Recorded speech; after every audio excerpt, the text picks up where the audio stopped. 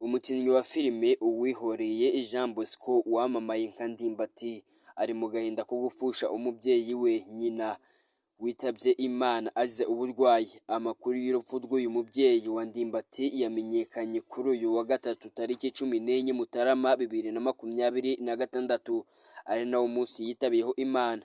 Nyakwigendera yitabiye Imana mu rugo kwa Ndimbati aho yari amaze iminsi ari.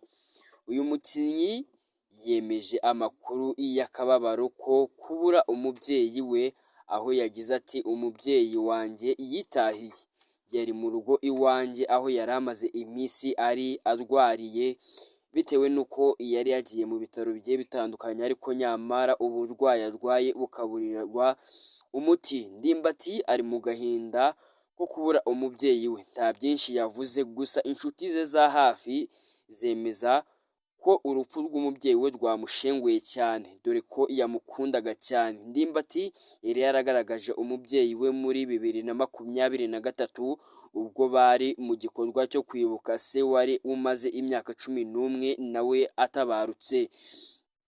Uwihoreye Jean Bosco ni umwe mu bakinnyi ba filime bamaze kubaka izina mu Rwanda, aho yamamaye cyane muri filime izwi nka Papa Sava, ari nayo akinamo yitwa iri zina rya Ndimbati yamenyekanyeho. Rero nimba nawe uri umufana we cyangwa se uri umukunzi we, reka rwose tufate umwanya mutoya tujye muri comment twifurize umubyeyi wa Ndimbati iruhuko ridashira. Ikindi nimba ari ubwa mbere wageze kuri YouTube channel ya Sam G Official, urasubscribe kugira ngo tujye tubana buri munsi mu biganiro ndetse n'amakuru abavugwa hirya no hino, haba mu Rwanda ndetse no hanze y'igihugu cy'u Rwanda.